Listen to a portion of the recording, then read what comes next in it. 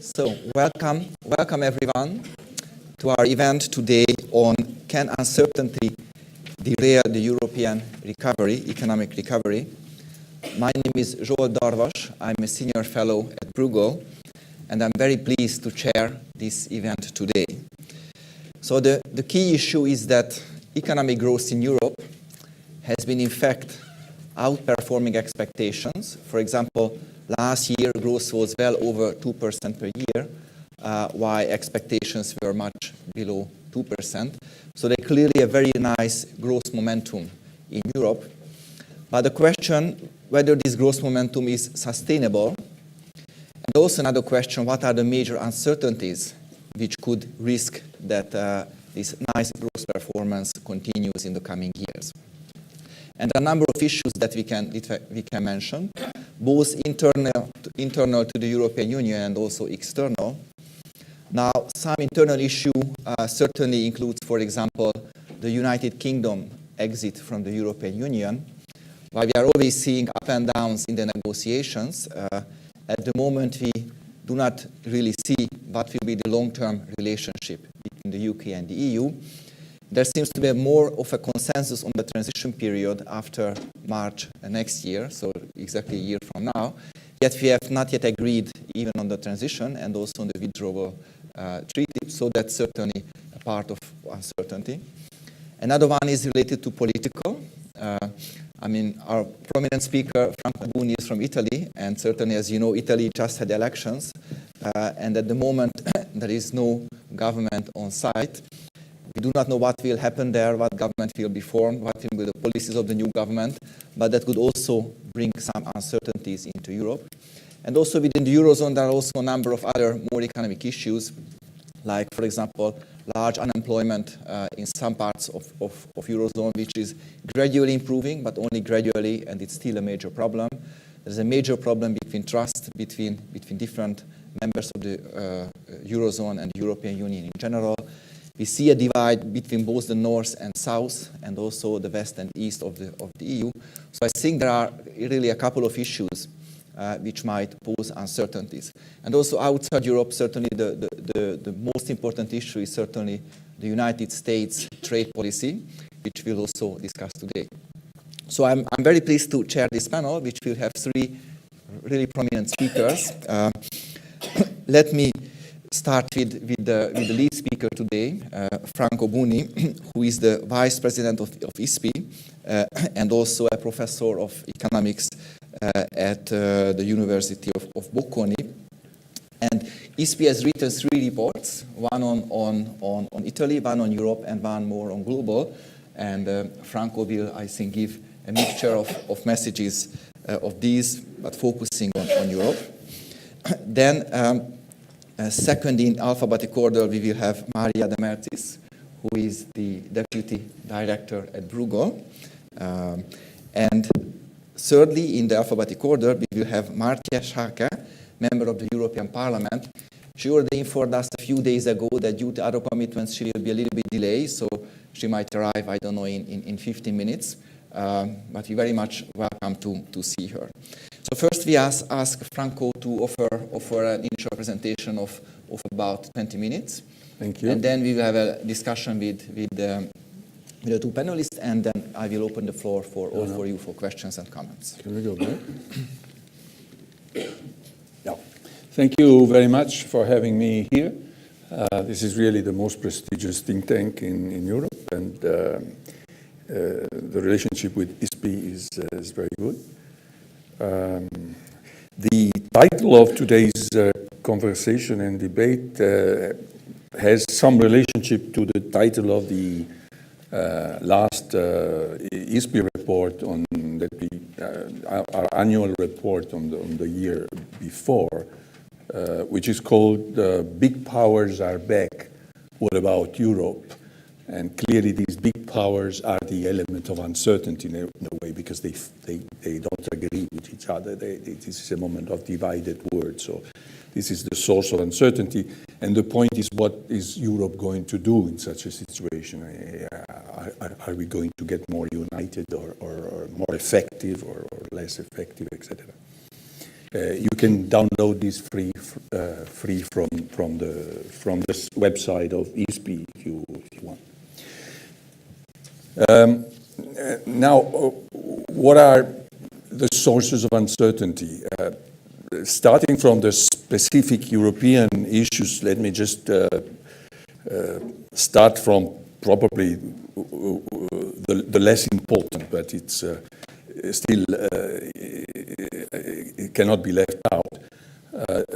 Germany has come very late to provide a government and a plan. The government has a small majority, and we know that both parties are very much pro-Europe, and they have a common vision also of global affairs, but still we had much less help from Germany in the recent months than we could have hoped before. I would also mention the fact that we keep having events, geopolitical tensions that pop up from one moment to the other and attract attention and political concentrations that are not devoted to confront the big problems of deepening Europe, etc. Take the spy affair of Russia that probably will absorb an enormous amount of time in the meetings of these days, while we should take care of different things. There are problems in the Franco-German leadership of Europe, both because their two positions are, I think, a bit different. The French position is more ambitious but more vague, and the German position is much more pragmatic and precise but much less ambitious. So we're going to see what's going to happen.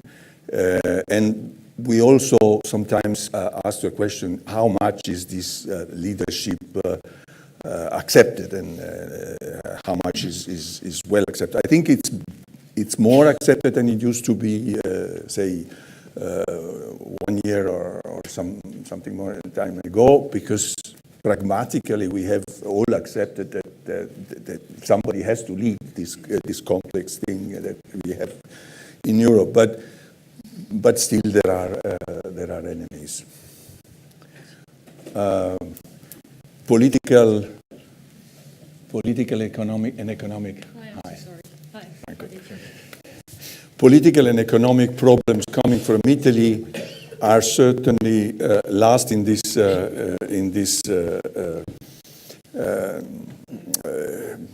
but they are not least. If we have time, we can discuss a little bit about that later.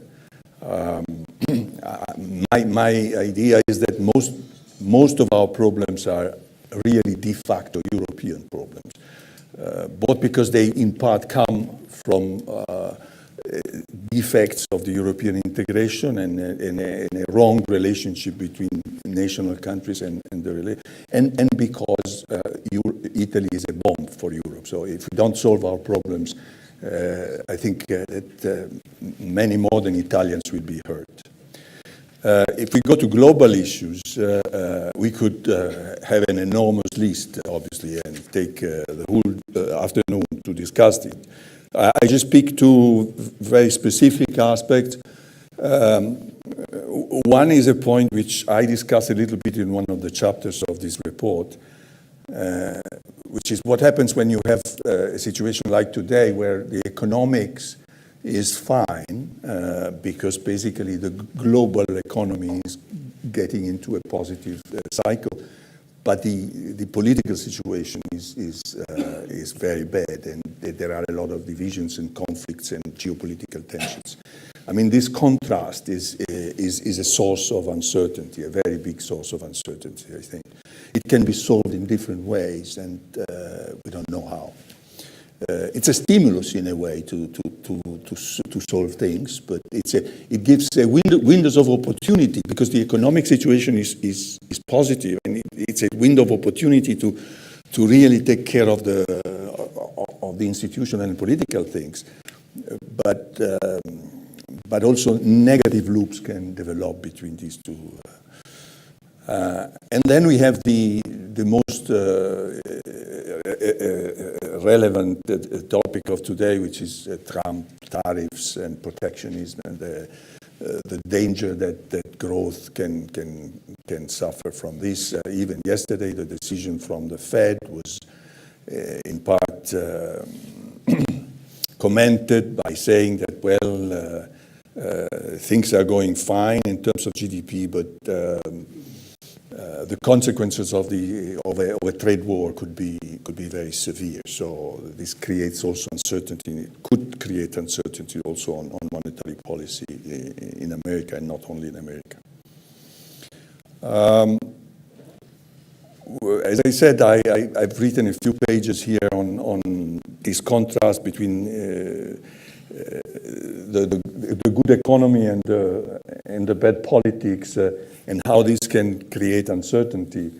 Well, clearly there is a suspect of a cyclical illusion when this happens, because you're really concentrating on short-term news that are good, even on economics. You don't tend to look in the far future, where there are weaknesses that in a way are consistent with the inappropriate political behavior. So this is a source of uncertainty. And if you look at the official forecasts, economic forecasts for the coming years, they are a bit lower than the ones of last year and the current one.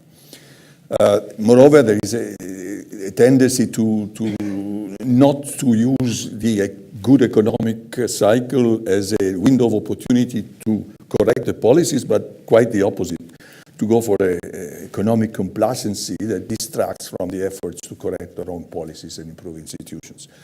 And so sometimes the question comes, is Europe, which is divided, and global cooperation, which is lacking, are they waiting for the next great economic crisis? This is clearly a very popular question today, which is the major source, I think, of uncertainty, because this is really going back to 2009. And then I just recall the famous fault lines of Raghuram Rajan that in part explain the big crisis that we have now left, and we have now. Are these fault lines, have these fault lines been solved, bridged, or they are still there, and in a way they can cause the next recession?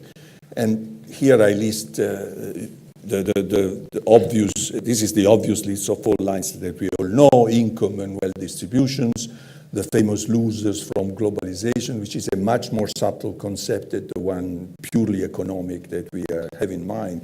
Losers mean, we could talk a lot about that. Losers in part mean that people that have lost faith and they've lost trust in the leaders.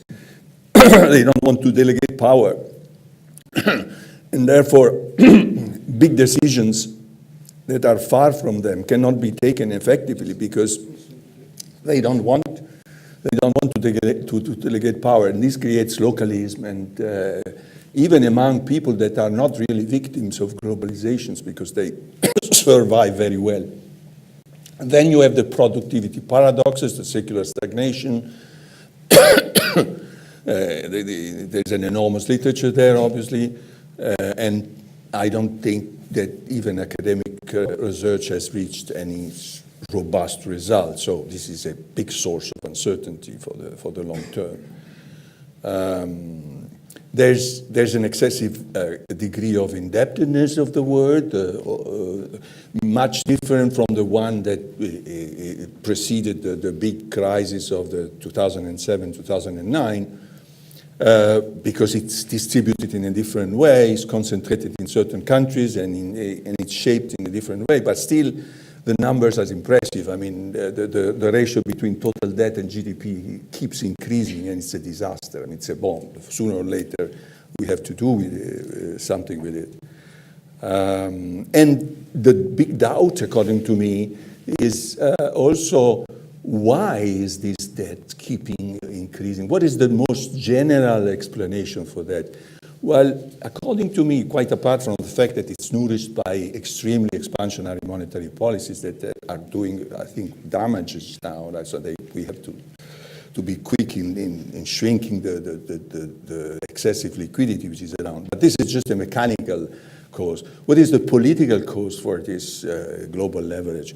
Well, this may be, and this is a big source of uncertainty and problems, maybe that this credit is produced to keep the losers alive, to help the people that are shocked from changes in technology, globalization, culture, etc., to stay alive and not change. So it's a way to cushion changes instead of producing changes. You put credit, you keep people, organizations, firms, governments, everybody keeps going instead of changing because it's provided with credit. And this, if this is true, then we are really approaching progressively the point of crisis, because you cannot keep, which was exactly what happened in 2007. After more than a decade that loans had been provided to solve all sorts of problems, from the bad public administration in Italy to the populistic banking policy in North America. Then we have the usual topic of financial innovation, from cryptocurrencies to simply fintech, or the crisis of the traditional business model of commercial banks and banks in general. The new complexities of risk-taking, we know about black swans and rare events, but it's also impressive how risk-takers, that is market makers, are showing a behavior which is increasingly discontinuous. That is, they keep changing their mind from a risk-off to a risk-on attitude in a very discontinuous way, changing completely their mindset from when they are hit by certain information that they interpret in such a way. And it's very difficult to deal with markets, financial markets that are behaving in this way.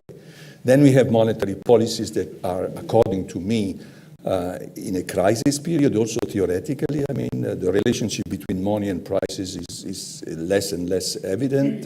And the fact that each country should conduct its own monetary policy, looking at its national situation, with flexible exchange rate, taking care of the differences, is a model very traditional, very orthodox even today.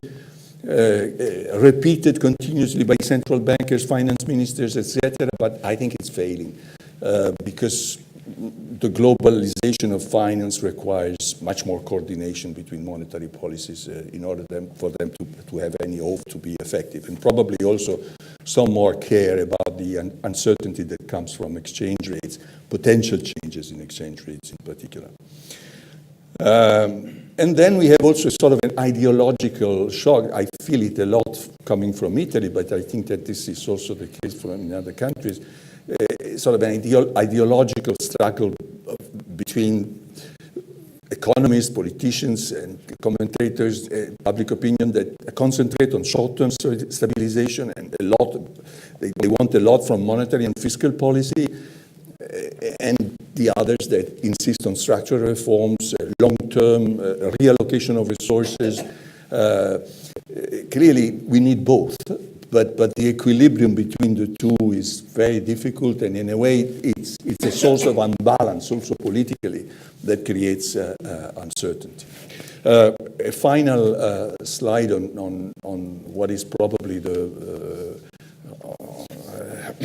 most shocking event of the last week or so, the Trump tariffs, the threatened retaliation by Europe, Trump that threats to put tariffs on cars, and China's reactions. So are we going to have a trade war, and what is going to happen to this economic cycle and growth in general if this happens? Well, obviously I don't have any answer and any reasonable forecast. Let me just, moreover, I think that somebody else will later talk about this with much more competence. Let me just note a few things. First of all, okay, tariffs are impressive, and some of us that are not involved with international trade practically or don't even sometimes think to the existence of tariffs here and there. But non-tariff obstacles have been there for a lot of time and have been increasing in the recent years. And I think that there's a possibility that the current tariff explosion is a consequence of the fact that for too much time we have neglected to take care of non-tariff obstacles.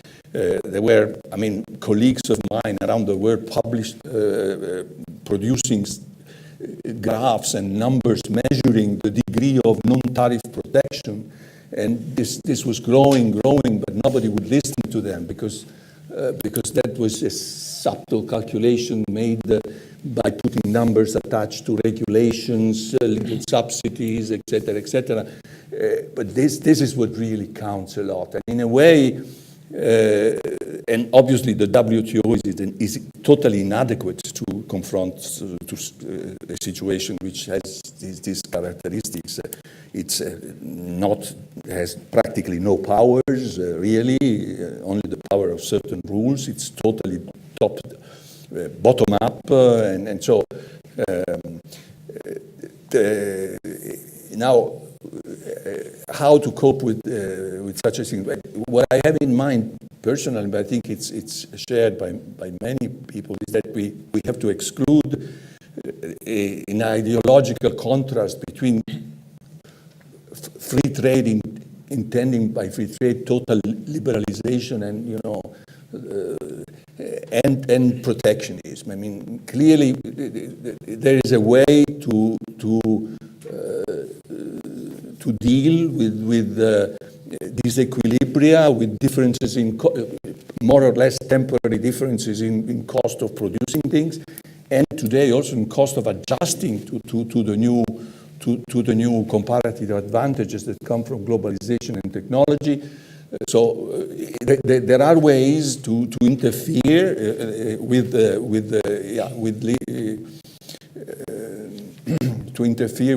free trade in the right ways, but this has to be done together.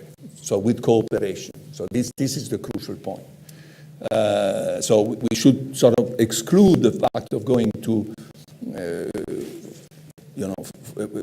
full cooperation. Doesn't mean working for cooperation and insisting on cooperation doesn't mean to insist on full liberalization. This is an association that also in the communication with the public opinion has to be specified, because for instance, in my country, the idea of having international trade common discourse means to go for total free trade, no care about difference. And this is very, very wrong, and people should understand that quite the opposite. Then there is the role of the G20, which is sort of, I have the communique here of the G20 of the other day in Argentina, and it's really a total hypocrisy.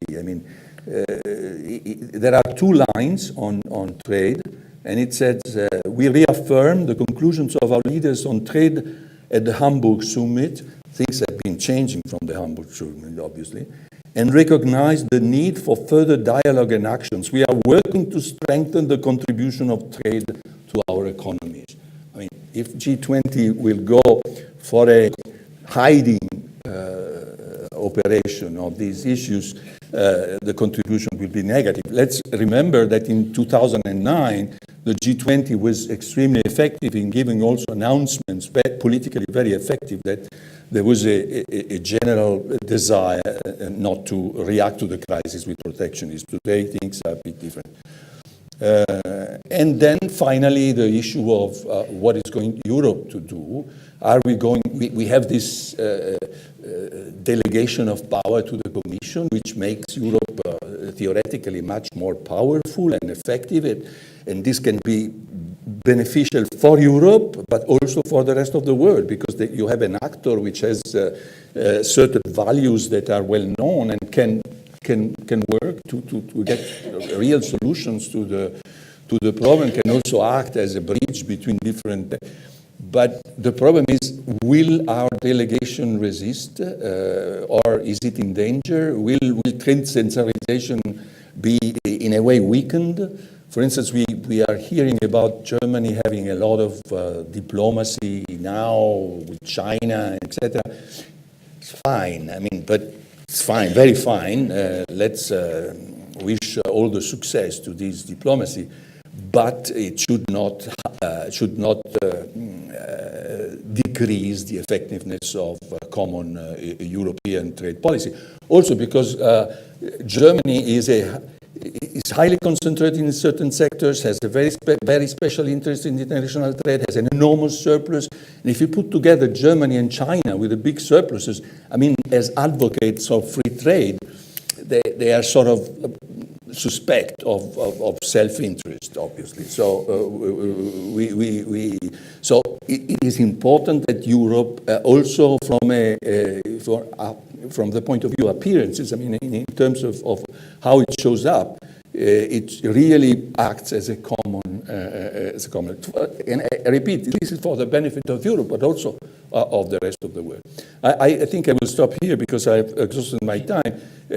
If you want, maybe later on the question and answers, I don't know if I have some other slides that look at the dossier that are opened to confront these uncertainties. So what is Europe doing on the various fronts, and a few observations on specific issues, and maybe also something on Italy if you are interested. Thank you. Thank you. Thank you very much, Franco, for this very thoughtful introduction to these really important global issues. And I think it's indeed, you stopped just the right time for a distinguished member of the European Parliament, Martje Schaake, if I pronounce your name correctly. We are very pleased to have you here. You have been a member of the Parliament since 2009 in the ALDE group, and you serve in the International Trade Committee, and also are the ALDE spokesperson on transatlantic trade and digital trade. So we're really interested to hear your views on what you're thinking about the potential for the US-Europe or even a global US-China trade war. How do you see the negotiations which are certainly going behind the scenes? What impact that might have? What should be Europe's response? So if you could share your thoughts with us, we would be very, very grateful for that. Thank you very much. I don't know if this is on. Is it on? Yeah? Oh, it's a nice mic. Thank you for having me, and I apologize for coming in a bit late and for having to leave a little bit early. It's slightly chaotic days. We just had local elections yesterday, so I had to go back and forth to the Netherlands. And we have found the country even more fragmented on the local level than we already saw it in the national negotiations for a four-party coalition. So maybe that's a perspective to keep as well, all these local national developments of a political landscape that's fragmenting while big decisions have to be made that, in my opinion, require a strong core of centrist parties, ideally, that can work together, that are willing to work together, and that can convince the people they represent that big steps are necessary. Because I think that that's the context in which we should see the challenges that Europe or the EU or both are facing. And I'll zoom in on trade happily. This morning we had an exchange of views with Commissioner Malmström, who had literally just landed from Washington. And I'm myself very careful to, yeah, right? There is a Zoom, yeah.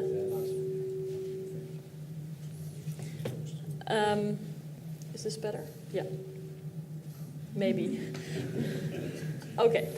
Anyway, so she had just returned from Washington and could give us her experiences there in, frankly, an unprecedented breakdown of trust between allies.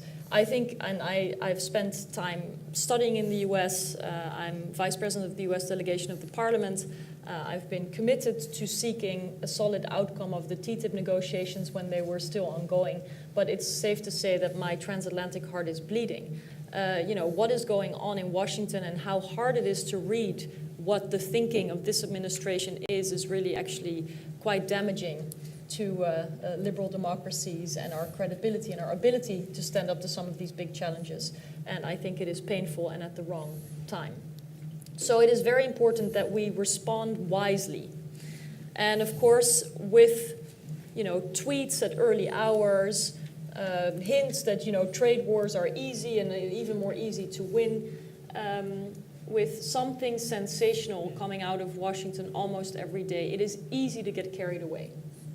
And I understand. I mean, every evening news, I'm sure in the member states that you know best, newspapers, social media, there is constantly some incident that is distracting us. But what I think we should be doing in Europe, and I think we are broadly doing, thankfully, is to actually really take things calmly, rationally, and step by step. So that means, one, trying to convince the Americans that this is a lose-lose path. Trade wars are nothing to glorify. They don't have any winners, and it will probably come back as a boomerang to the United States, which is, as we are in Europe, very dependent on global supply chains. We are not living in a zero-sum world. Instead, we're living in a hyper-connected world. And in fact, we've benefited quite a bit from that openness and connectivity historically. We've also benefited from building a rules-based system together through the WTO and through other multilateral fora. And I think it's important to remind the US that that has helped them and us to shape certain rules in our mirror image to our benefit. And I hope we can continue to build this together instead of seeing it eroded or broken down deliberately. So this sort of rational approach in diplomatic engagement, I believe, is the step that we should give all our attention. And let's see what happens today. We may hear an announcement that the EU could be exempt from the tariffs on steel and aluminum. But that doesn't mean that the whole story is over. We have still then to answer the question whether we want to challenge the notification of national security on imposing tariffs at all in this context, and whether we should go to the WTO. Now, should this all fail, and again, it's hard to read Washington these days. It's hard to read the USTR, the Secretary of Commerce, the White House itself. So I think we really have to wait for the official announcement. But if the EU does not get exempt from the proposed tariffs, then of course we have to be ready to act to balance out the negative impact. Not to strike back, not to escalate, not to do an eye for an eye kind of dynamic, but really to balance it out while we still continue to pursue avenues through the WTO and diplomatic avenues. I think this sort of step-by-step, carefully explained and diplomatically argued path is the one thing we can do right now. Now, of course, I've tried to explain what I think for a couple of minutes now without even mentioning China. And this is the unintended consequence of all of this unintended or unwise behavior from the Trump administration. Because frankly, if the goal was to address overcapacity, subsidy, dumping from China, and I really think it should be our goal, then clearly that's not what we're doing. And it looks like China and other countries that have an opposing worldview to ours in many ways are benefiting from this chaos in the transatlantic relation. And again, that's why I started by saying that this sort of challenge or ripple in the Atlantic is coming at the wrong moment. And we should be very careful. So maybe I'll end there and let's make it interactive. so that we can do a bit more of a Q&A instead of me talking for a long time. Thank you very, very much for your insights. Let me turn to Maria, who will focus on Europe. I mean, you mentioned the breakdown of trust between major transatlantic partners, and I think Maria would mention the breakdown of trust or the limited trust between EU countries. Yeah, thank you very much, Zsolt, and Franco, thank you very much for a very interesting overview, very comprehensive overview, and Marcia also for very specific comments on trade, which are of course the order of the day. Yeah, I wanted to go back a little bit and talk about the sources of uncertainty, since this is really the topic in the context of Europe, and some of it is inevitably internal sources, and some of them are external in the way that Marky actually just described, and you did as well in your presentation. So I would like to ask the question, where does this uncertainty come from, and what we can do about it? And really the first one is very much this issue of trust. There isn't an event that we go to in Brussels these days where we discuss various proposals of how to do things, how to move forward, or how to move. In any case, when at least one or two people would raise their hands and contest the idea of how are you going to do whatever it is you're suggesting to do when there is so little trust. And when you go and ask the question, what do you mean by that, then there are actually important fault lines that have, in my view, developed, and they are about trust between countries in their belief on what European integration is about, and a joint effort of distrust against European institutions, that the European institutions are really there to, that is really being contested, that the European institutions are there really to promote the welfare of European citizens. And that is actually very worrying, because any idea that you want to put forward in terms of increasing the resilience of the system rests on a very strong assumption that there is trust in all these dimensions and beyond that go externally. And if that is challenged, then there is in my view, there's very little we can do to make progress. So the question is, why is there such a lack of trust, or is an erosion of trust, if you like, and what can we do to get it back? And I think that there are crucial questions, and we need to have some very difficult conversations in order to be able to move forward. And you know, I think at the bottom line, if I was to take a guess as to why there is such trust, is because there is actually very different levels of governance across the EU member states. And by governance, I really mean the way that we actually do business, the way that we run our countries, the level of corruption, the efficiency of the state, all these things that constitute good governance. They're very varied across countries. And not only are they varied, but you can actually see that through the crisis, some of the countries actually have seen a deterioration of that by therefore increasing the heterogeneity of countries. And in my view, it is going to be very difficult to make any progress so long as this divergence of the rule of law primarily continues. And you know, if you wanted to then attempt to regain this trust, I think this is where we need to make progress in. And you know, we have processes in Europe whereby we monitor the economic convergence of countries, and I think that's important because about the welfare. But I believe that economic convergence is ephemeral and therefore not sustainable if at the same time we don't make progress on exactly this, the issue of governance, the quality of governance, and the way that we actually go about managing our states and dealing with citizens. I think there is where we need to make progress in, and there is where I would like the EU to play more role, and external pressure coming from the EU, primarily because the promise was there. When countries joined throughout the last 50 years, the discussion was very much about join, and if you join, then the process of convergence of institutions was going to be easier, more effective. Well, that promise, I'm afraid, the EU has not delivered. And of course, countries are responsible for this, but the EU as an institution hasn't, in my view, made enough of an effort to push in the direction. Even though we have pushed very much in the direction of economic convergence, we now see that unless we make progress also on the governance side, this is not sustainable. Now, while we're thinking about that, the challenges that the Europe faces are coming to us, and so what do we do in the meantime? How do we react in the challenges that our faces? And the way that I approach this question is by sort of thinking about the minimum things that we can do to increase the resilience of the system being the EU. And there I do think that there are things we can do.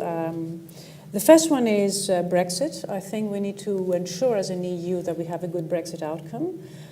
First of all, because it makes good sense for everybody, for the UK, but also for the EU. And secondly, because the relationship with the UK is not just a trade relationship, it's a stronger alliance.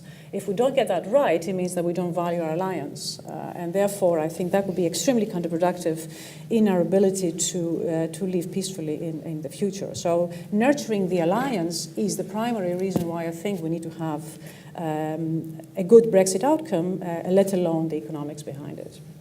The second one is Trump, of course, and here I'm very much with what Mark has actually said. I think the EU, the one role that the EU can play is sort of a defender of multilateralism more than anything else, and whether you have good threats to antagonize a partner that is extremely unreliable, that we can talk about. But at the end of the day, the multilateral system and the role of the EU in protecting that is what I think we ought to be concentrating in.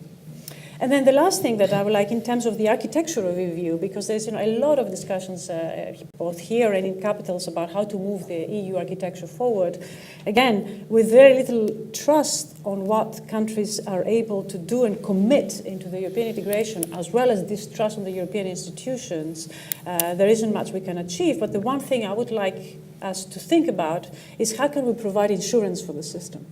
Collective insurance only makes sense if it's collective. If it's not collective, it doesn't make sense. You have the moral hazard problem, so you need to charge the appropriate rates for those who are risky, but at the same time, you need to force everybody to participate in an insurance system, otherwise the system is not sustainable. So, it's not just the unhealthy that get health insurance, also the healthy are forced to participate. Also because they might become future customers of insurance, but also because then you really solve the problem of adverse selection. This is, in my view, the way we should approach European architecture. How do we create collective insurance systems for shocks that may hit us, economic but otherwise as well, and ensure that every country does its bit for it. This feeds into the discussion between risk sharing and risk reduction. I don't think you can have one or the other. You need both. So the sick need to adapt better lifestyles in order to reduce the risks of sicknesses. But the healthy need to contribute to the insurance of the system, otherwise the system is not sustainable. On the moral hazard, you charge appropriate risks and risk premia. So you ask the structural reforms. The structural reforms are good for countries, and we all need to engage in that. That will increase the health of the system. But the insurance mechanism is there to protect in the process of restructuring. So I would like to suggest that we take small steps, stay the course, ensure that the EU continues to exist in ways that unites us rather than divides us, but ensure that everybody understands that we need to do both our part as members of the system, but also of the system itself. We need to see the EU as a system that cannot survive unless we approach it as more than just the sum of its parts. I'll stop here and welcome the discussion. Can I ask a question? Yes, please. Yes. I'm trying to answer. I'm trying to think about this risk sharing issue. Are we really using the right words? And is this insurance, etc.? Now, suppose we have 10 houses, and each house is very far apart from the others. Okay, they have risk of going into fire. Okay, now insurance is made in order to diversify risk among independent sources of risk. Okay, now is this really for instance, the problem of risk sharing in European finance? I don't think so. I mean, why should Germany share the risks of Italian finance? Obviously, coupled with sufficient control on what Italy does, as insurance companies do. Well, because if Italy goes into fire, there is contagion. I mean, this is, and the contagion is very, very deep. So we should, on many fronts, I mean, the financial front first and then the rest. So I think we have to, because risk sharing, it seems to be let's participate to a risk-sharing adventure. No, the point is that you share the risks anywhere, in any way. You have to organize well the way you are sharing these risks, because the risks are shared in any case, even if you don't go for risk sharing. So this is my opinion. I don't know if it's right or wrong, but I think we must be careful to insist too much on these concepts, because insurance is a different thing. Yeah. This is, in a way, my question. Yes. I think you've answered it, actually. Well, it's in your metaphor, effectively you're saying the houses are not so far apart. They're actually very close together. Exactly. And therefore, that's why you need the insurance. You need the collective insurance. You might have a house on here that might live a very risky life and run the risk of actually getting into fire. But if the houses are very close, and in fact the EU, not only are the houses too close, but we're aiming for the houses to be too close. That's what we mean for financial integration. We want the financial integration, we want the trade, we want the currency. So, the houses are effectively very correctly, and as you say, we eventually will share the risk of fire. That doesn't preclude the fact that the house on the left that is very risky should do something about its fire behavior. Absolutely. And I think that's very important. This is why the risk reduction versus risk sharing is a false dichotomy. It's not that you can have one without having the other. You need both. And everybody needs to do their bit to it. And it's different depending on how haphazard you are in terms of fire riskiness. Well, to use a metaphor. And I think the question is, at what pace and through which structure can you build trust? Because I think there's a perception of asymmetry in the burden of the risk falling on one side or the other, right? Yeah. So I agree there is risk to the system. But the question is really, how can you systematically sort of build that trust back up instead of going in this downward spiral? And my frustration, I guess, is that we spend so much time looking at whether the neighbor has invested in the foundation enough that we don't see the sort of global challenges to all of us as well. So I agree that because we live in the same village, we're exposed to the same challenges, but we should also look at the sort of broader perspective, metaphorically, the country, for example, and see whether the sea is rising. To use better Dutch. It works well for us. We've managed to fight that challenge, but it's a very serious thing. I think this rising tides of global dynamics that we have to take into consideration. Sure. And I think politically, this perspective switch could actually be helpful. But it's not really invited by member state governments because they are still bogged down to a large extent by questions of who's a bigger net payer and is it fair compared to my neighbor, instead of does it actually justify what we're investing in together. You know, hardly anyone is defending why it's worth being part of the village these days. Yeah. Let me have a follow-up question to you, MEP Schaake, on this trust issue. Maria mentioned in one of her initial thoughts that there was an erosion of trust, both between member states, but also toward European institutions. Yeah. And my first question is, how do you see this erosion of trust? I mean, has there been a recovery at least? And my second question is what to do with it, how to improve trust? I mean, particularly in European institutions where you also work, but also among the many different member states that the European Union includes. I mean, this is not a small question, and if I had all the answers, I probably wouldn't be sitting here, but I don't think it's over at all. And I don't think we should be complacent. I think there are some movements in the right direction in terms of leaders who are willing to speak out for longer-term perspectives and European cooperation being able to gain support, for example. That it's not an inevitable trend towards nationalism and protectionism, which we feared at one moment in time.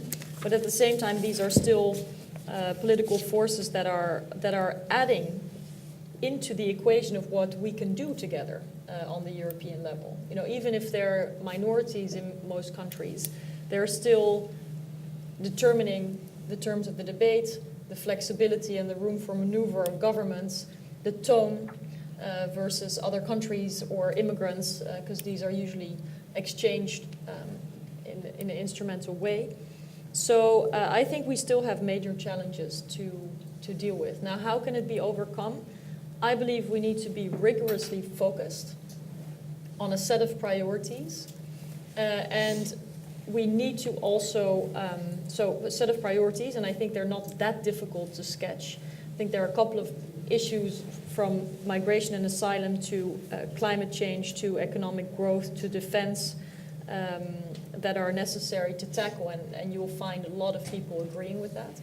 But then also I'm convinced that if we do not, if member states and political groups are not willing to hold each other to account for principles that they have themselves signed up to, we're going to see sliding down.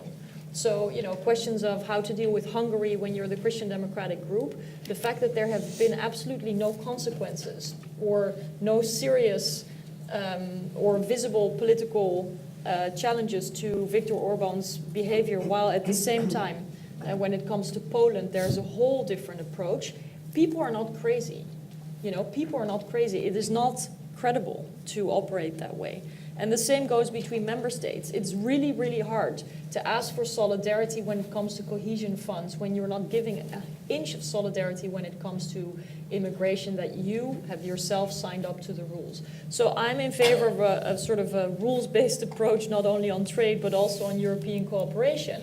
It's the only way to regain trust. If you agree to something, I mean, it's a very Dutch thing perhaps as well, but I think in every business, in every relationship, when you look each other in the eye, when you shake each other's hands and you say, we agree, this is how we're going to proceed, and the other person or the other side breaks that trust, it hurts and it should have consequences. And otherwise, we will not be able to break this negative spiral, I think. So I would say focus on key priorities, deliver on them, and be rigorous on the rule of law. And the rule of law is there. I mean, member states are member states for a reason. So it must have meaning. Otherwise, if we're not serious about our own principles, how can we expect others to be? Thanks. Indeed, it's a very, very difficult question. But I very, very much agree with you. One final point that you said we should be very rigorous on rule of law. There has been one idea floated that, for example, the next multi-annual financial framework could be linked to a measure of respecting rule of law and EU core values. And I think this is one of the ideas that some members of the European Parliament also proposed. Let me just have the question that how practical such a system could be. For example, would it be possible to design a system which could be, first of all, based on sound principles, could be implemented relatively fast, not after 5 or 4 years of struggle when actually the MFF has already passed? Maybe I'm not 100% sure what sort of mechanisms you're alluding to, but if you're talking about so conditioning on conditionality, EU payments on respecting the rule of law and European values. Yeah, I think it's not the step we should take lightly, but it's one that should be on the table. Otherwise, it's again unsustainable. We also have to, explain why paying into the pot is done for the greater good, and it means that paying into the greater good should also be a contribution that can be asked. So from all. So yes, I think it should be on the table, but we should think hard about how to make it a mechanism that can be fairly applied, in the sense that it should not only be net receivers that can be threatened with this, because of course net payers, it could be harder to withhold money somehow, even though there's no guarantee that net contributors to the European budget could not also violate the rule of law.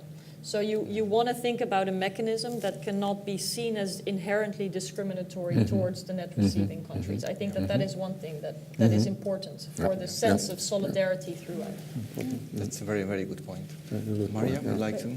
But if I may, I mean, okay, so in any design of rule system, you need to have the punishment, but the prevention is much better, if you ask me. Sure. And I, quite frankly, I think where I think we all really need to make some progress is find a way of encouraging the promotion of the rule of law, monitoring and controlling for it. You will always need the threat of the punishment, and how to design that, of course, is is useful and important. But I think that, we have, to give an example, an analogy, if I may, we have the macroeconomic imbalances procedure that has really helped countries monitor certain indicators that are relevant for economic convergence and for economic health in general. Now, there's a lot of discussion as to whether it has been an effective process or not, but what it has to is simply because we have an annual frequency in which we impose this process, countries really aim to fix the numbers which are beyond the indicators as indicators. Why don't we do something like that with the MIP? We have the Copenhagen criteria, which are accession criteria. There shouldn't be accession criteria, they should hold all the time. That's right, it's not that you can sort of pass the criteria and then everything is fine. You should always strive to do better in issues of governance. And this is why I think governance is really at the source of why there is mistrust. There is this, if you don't respect the rule of law all the time, this is where people are just not going to look you in the eye and just shake your hand and actually mean what the shaking of hand means. So I think the problem is that we've already seen sub-zero, so we can't really start with a neutral starting point anymore. I mean, we've already departed the point of, there is a set of criteria, and if you violate them, there will be consequences. The point is that there's, I think, not enough consequences to blatant violations of the rule of law, and there's not a political will to attach consequences. Yeah. And it's not just about Poland and Hungary. It started with Italy, with the ownership of media by Berlusconi. I mean, lo and behold, he made a return. But these kinds of systematic challenges to the rule of law have already gone unpunished, let's say. Sure. And I think the Copenhagen criteria or the acquis already has the standards that countries should adhere to. I don't know if we need anything new. I just think what's lacking is political will to enforce. Sure. Sure. So let me open the floor for questions and comments. I mean, we covered a very broad range of issues from Donald Trump to East-West divide to Italy, Eurozone, trust. So please, when you intervene, please first introduce yourself and try to be brief in your question or comment. Let me first start with some non-Bruegel people, if possible, because I see my Bruegel colleagues in the first. Quick. Two questions. I'm Christine Hutton. I'm professor at Aix-Marseille in France, and also I do research in Cambridge in US. The first one is transatlantic relations. I'm also very concerned, but I was wondering what is the official reason Trump administration gave you? And I wonder, since the exemption have been granted to Mexico, Canada, Australia, Japan, the big picture for US is Korea and military deterrence policy. And when you see when Trump came last summer and his main goal was NATO, to know what the EU would do with the budget for NATO. Steel industry is critical, so I'd like to know why you don't link with the military discussion at NATO. That's the first question. The second is,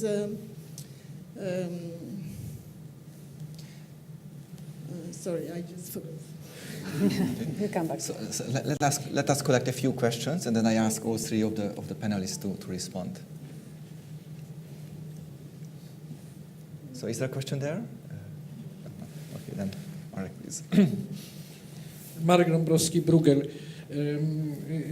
Discussion is really very interesting, but as you, Zsolt, mentioned, I think that its major problem is a very broad range of topics which we discuss. And indeed, the meaning of uncertainty is very, very, very broad, and by definition, we don't know future. Neither our personal future or collective future. So maybe I will try better formulate what kind of major exogenous political shock can undermine both economic and global economic recovery, which are, by the way, are not so strong, they are rather modest. One of the factors was extensively debated. This is, I would say, Trump trade policy, and not I would say because this is the headline of the days, but I think that this really looks like strategic change in the trade policy of the largest economic and political power in the world, and also because the WTO institutional architecture is pretty fragile, and I think its resilience to this kind of shock is problematic. The second, which was mentioned only by Maria, I was surprised that it was not taken up by others. This is Brexit, which is especially for Europe. But we don't know how this story will end up, and this definitely will not end up on the 29th of March next year. It will have further consequences and may have various second, third round effect, and they may be negative, politically and economically.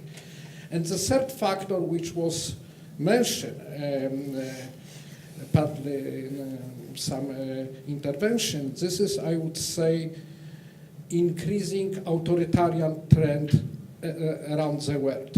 And this is, it didn't start this and previous years. Actually, it started, if we look for various ratings like Freedom House or Bertelsmann or World Bank Governance Indicator some 10 years ago.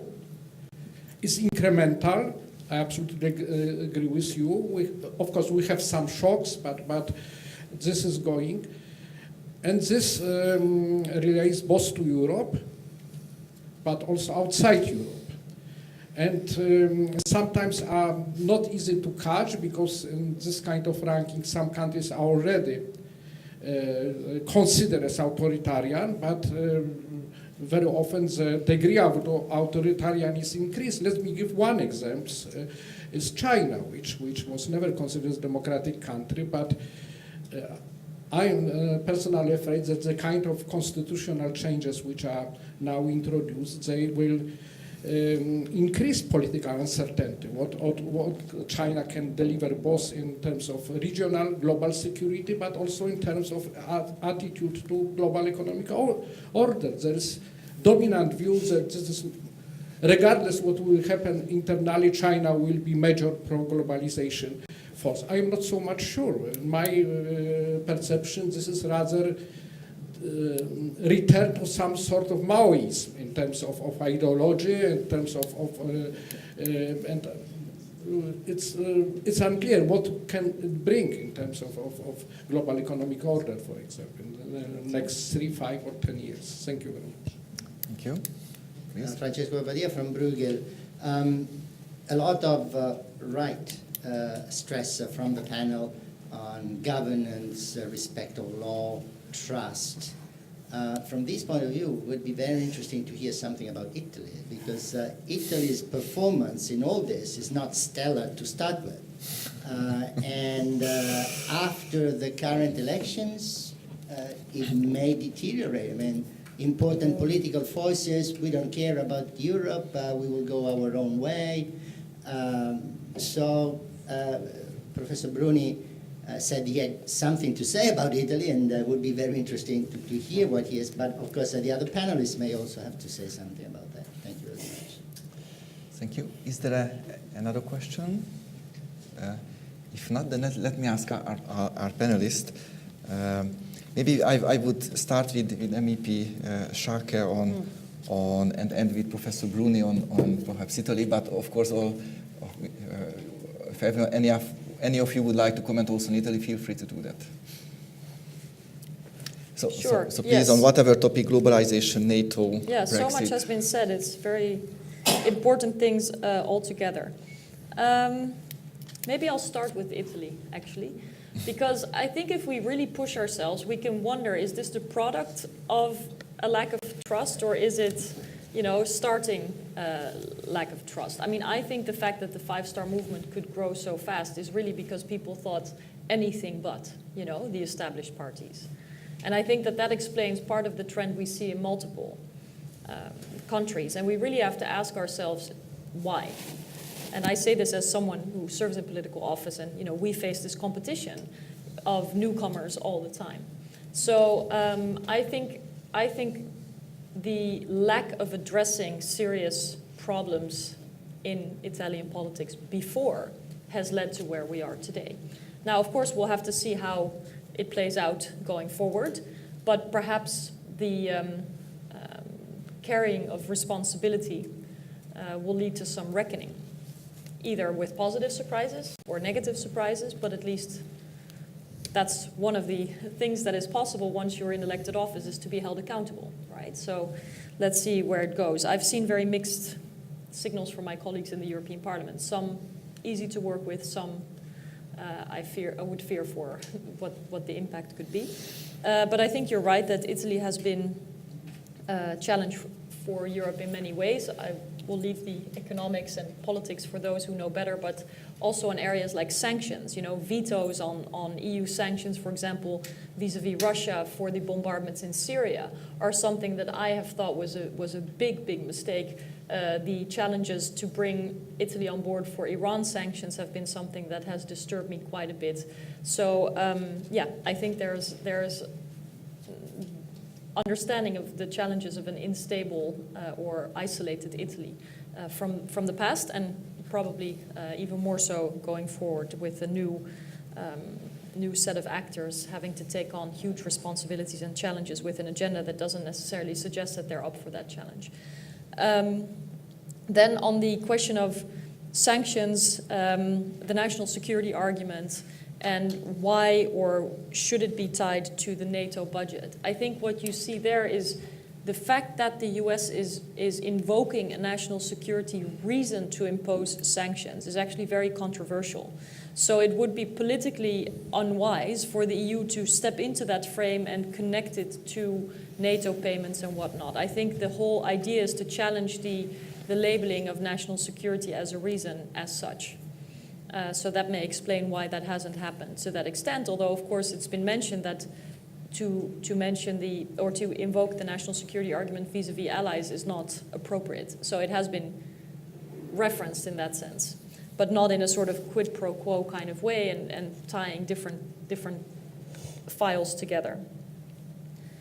Maybe just one word on Brexit. Of course, many things we couldn't mention here. And it is clear that Brexit is another one of those big chapters of pain. But perhaps also tying it to the question of Italy, one of those examples where a lack of trust, a fueling of fear, has led to more than just political gamble or protest votes, but has really shown that votes, ideas, words matter.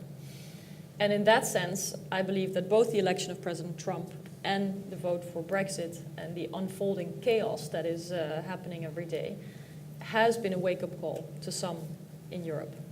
And so it's not because I want to look for silver lining, but I think you can see that it has brought people closer together in some areas, because the realness of what these protest votes could lead to has become painfully clear. And so maybe that's the best thing we can take from this, is to avoid further lose-lose situations from being so frivolously invited as they were in the case of Brexit. I think it's extraordinary that this is how easily the country and thereby the continent has gone in this direction. Thank you very much. Maria? I just on Marek raised this issue of what major political uncertainty could be the next shock. And that's, of course, a very important question, because also if you believe that insurance is the way forward, we need to sort of, what kind of events do we want to insure against? And I think that's a very important question to ask. I actually believe that populism and all these political issues, of course, are important, but immigration is an issue that we haven't thought of as much as we ought to, I think. If you think about the deal with Turkey, and the 3 million people that are in the other side of Turkey, and what Turkey is doing in its part to deal with the issue of primarily refugees, and what this could be if the relationship with Turkey doesn't proceed, what it would mean for Europe. I think that's a political thing that we haven't thought of. And that is on top of the migration waves that we've seen from other parts of the world, which are non-war zones. These are not refugees, these are economic migrants, that are here to stay with us for the next 30 years. And I don't think we've had either the tradition, simply because Europe has never been a nation of accepting people, it has been a nation of sending people away. So this is a recent historical event. But there are people that are wanting to come to Europe, and they will continue to want to come to Europe for many years to come. Are we prepared for something like that? What would Europe need to do to help these destination countries develop, but at the same time integrate people as they come? And I think that because it will have societal repercussions that are difficult to sort of design an equilibrium for. So that's something that we need to prepare for. So in terms of shocks for the future, I think this is a very important one. On Italy, I mean, Francesco, you are the Italian here, you know much better than I do. One of the biggest disappointments in this election is the young, actually. How it is the young that have actually been the Eurosceptics. In the British case, it's not the young, it's the old. Some of us say, oh, just wait a few years and we'll come back and it'll be fine. In Italy, we have to wait a lot more because it is the young that have turned against the EU. And of course, there's youth unemployment in Italy, and that justifies that. But actually, talking to young people in terms of how they see Europe, that's really the big disappointment in Italy. And how do you engage with the young? How do you engage with the next 40 years of Italy, effectively? But isn't this engagement also through social media and sort of big question marks about how fact-checked some of the information was also a factor in Italy? I mean, maybe Italian friends can share more on that. But I don't know why that's really specific to Italy, not to the rest of the world. I mean, the young engage in the same way all over the place. I don't know. Because I think Five Star Movement has used technology in a more innovative way than many other political parties have.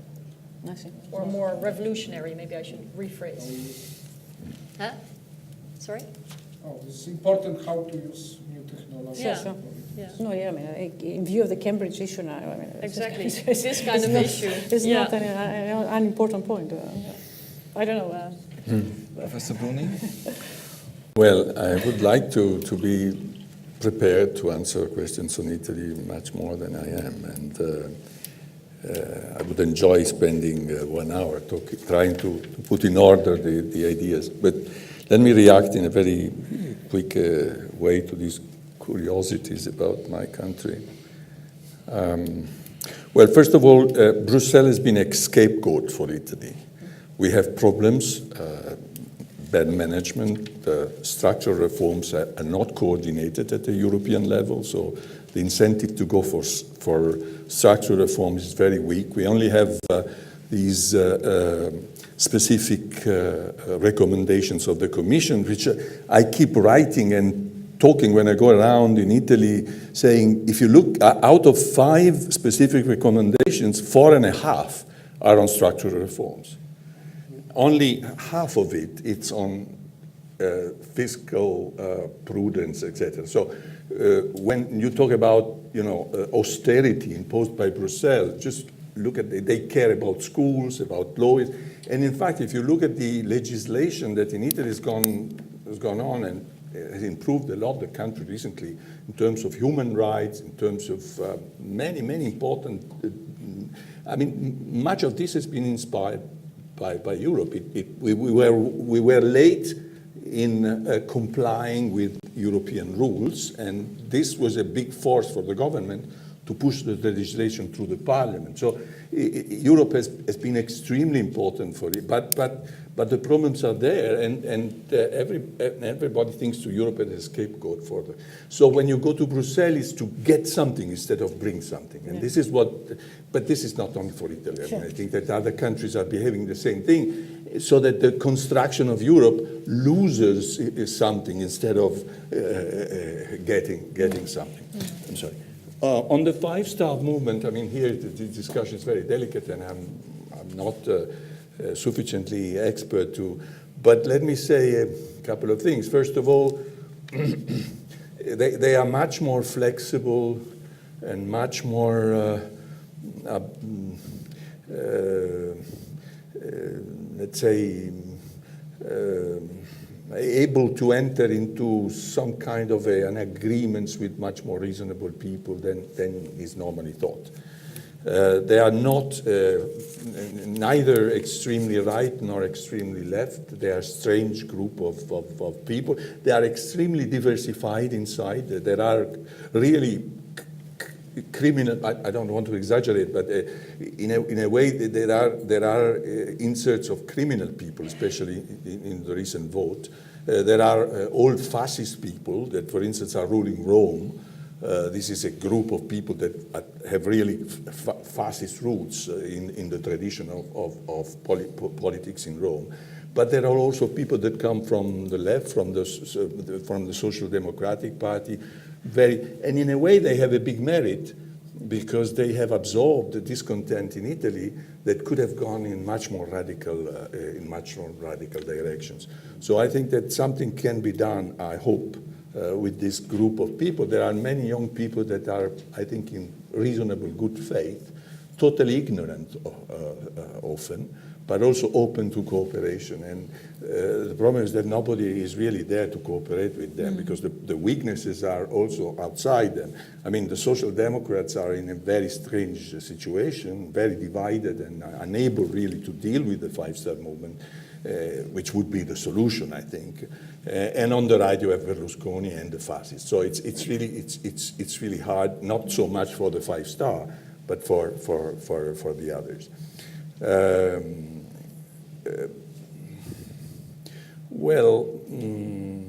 And finally, let me say that Italy would benefit enormously from some decisions that could be taken by Europe now that also take care a lot of the opinion of the large public.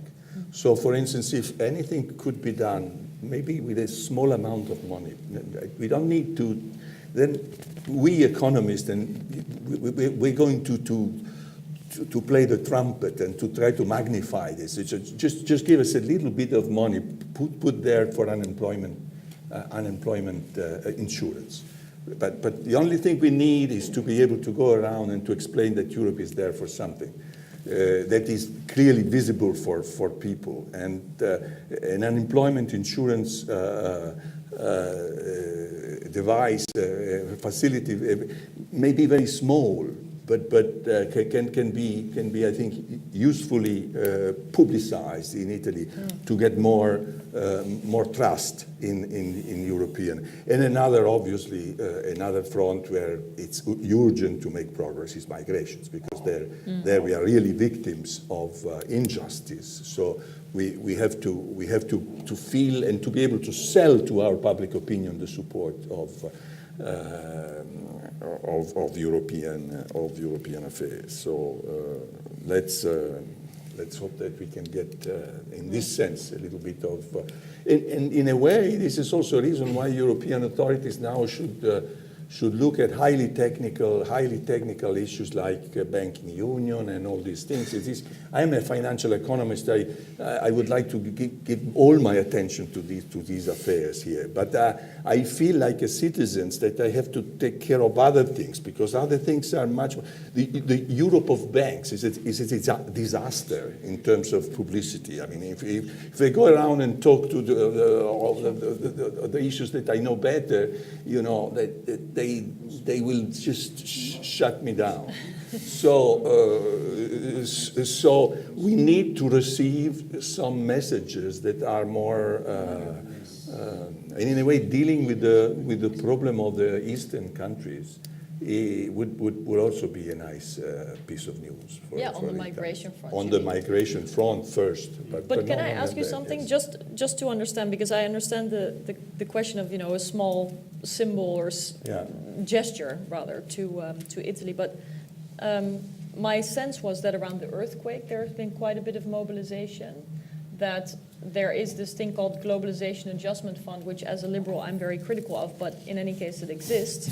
There is a youth unemployment scheme. Absolutely. So what more did you have in mind? Do you think that the numbers are too low? Is it not sold well enough? Is there something new needed, basically? You have to probably unify a bit this and communicate it much better. But this is the problem of Europe. Look, when I go to my students and I explain that we have bailed out Greece, Cyprus, Ireland, Portugal, Spain, and I put on the whiteboard the numbers involved, they feel impressed, because So Europe has been providing common goods and common insurance in a way. We have helped ourselves reciprocally in some way, but nobody really talks about that.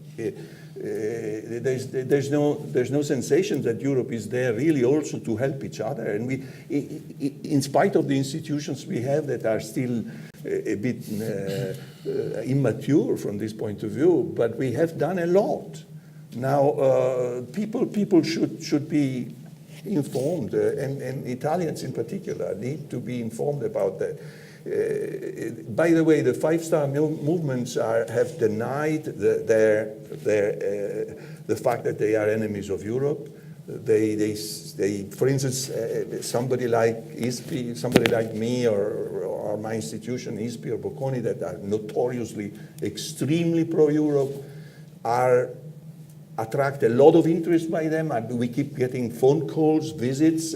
They ask to be invited by us. They want to learn.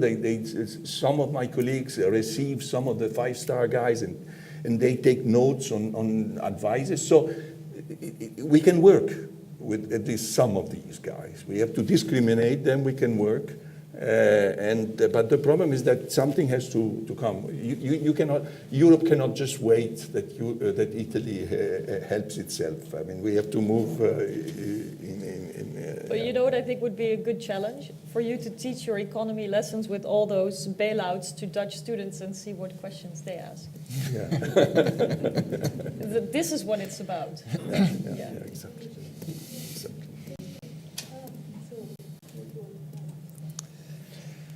Okay, so I think it's time to wrap up, or if not wrap up, but just conclude and close this very, very nice discussion.